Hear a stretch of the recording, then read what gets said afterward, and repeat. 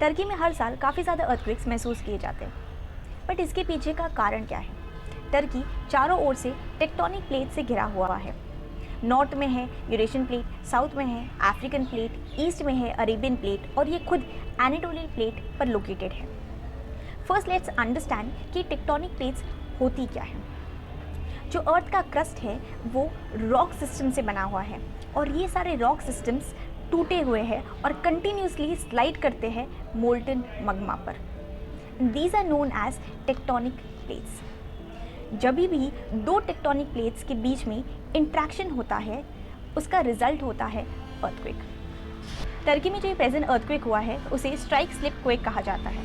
According to the experts, Anatolian plate and Arabian plate slide कर रही है opposite direction में कुछ 200 से 300 सालों से, और जिस वजह से काफ़ी ज़्यादा स्ट्रेस बिल्डअप हो गया था अर्थ के क्रस्ट में, और ये एनर्जी जब रिलीज़ हुई तो उनकी वजह से हुआ ये massive earthquake.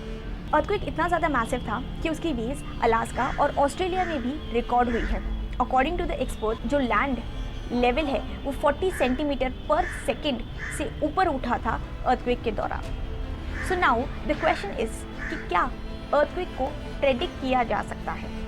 But with the present level of technological developments it is not possible. And अगर कहीं पर प्रेडिक्ट किया भी जाता है तो प्रेडिक्शन और अर्थक्वेक होने के बीच का टाइम इतना कम है कि कोई इवैक्यूएशन कैरी आउट नहीं किया जा सकता।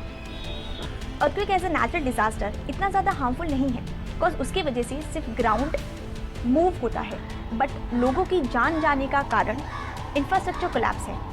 सो प्रेजेंट सिचुएशन में जहाँ पर अर्थक्वेक प्रेडिक्शन पॉसिबल नहीं है और स्काई राइज बिल्डिंग्स एक नॉर्म बन चुका है, वहाँ पर अर्थक्वेक से होने वाला डिस्ट्रक्शन कम से कम हो, उसके लिए इम्पॉर्टेंट है कि हम अर्थक्वेक रेजिस्टेंट कंस्ट्रक्शंस करें।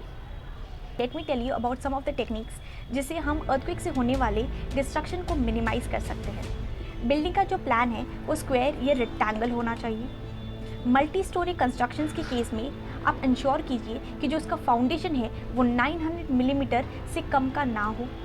दीवारें जहाँ पर बहुत ज़्यादा खिड़कियाँ या दरवाजे पास लोकेटेड होते हैं उनका कोलैप्स करने की पॉसिबिलिटी काफ़ी ज़्यादा होती है। सिर्फ टर्की ही नहीं, जापान में भी हर साल लगभग 1500 से ज़्यादा अर्थक्वेक्स महसूस किए जाते हैं। बट इसका बिल्डिंग कंस्ट्रक्शन इतना ज़्यादा स्ट्रॉन्ग है कि इवन 8 मैग्नीट्यूड अर्थक्वेक को भी ये इजीली सर्वाइव कर सकता है। एक ऐसा ही एग्जाम्पल है पशुपतिनाथ टेम्पल जो नेपाल में लोकेटेड है, जिसने 2015 में होने वाले अर्थक्वेक को ईजिली सर्वाइव कर लिया था। Let's understand what's the reason behind that. इस टेम्पल का कंस्ट्रक्शन इस तरीके से किया हुआ है कि इन केस ऑफ अर्थक्वेक जो दोनों फ्लोर्स है वो अपोजिट डायरेक्शन में स्वे करेंगे, जिसके वजह से बैलेंस को मेंटेन करना काफ़ी ईजी हो जाता है। सेकेंडली, ये टिम्बर से बना हुआ है जो काफ़ी ज़्यादा फ्लेक्सिबल होता है in comparison to concrete. Earthquake से होने वाले शॉक को बहुत ईजिली अब्जॉर्ब कर लेता है। लेट्स अंडरस्टैंड कि क्या इंडिया में भी इतना ही मैसिव अर्थक्वेक आ सकता है? And the answer is yes. Indian plate consistently Eurasian plate के साथ कोलाइड कर रही है और इसी रीजन की वजह से हिमालय की हाइट हर साल बढ़ती जा रही है। डच जियोलॉजिस्ट फ्रैंक हुगोबीट, जिन्होंने टर्की के अर्थक्वेक को प्रेडिक्ट कर दिया था, उनका कहना ये है कि आने वाले समय में इंडिया में भी अर्थक्वेक आ सकता है।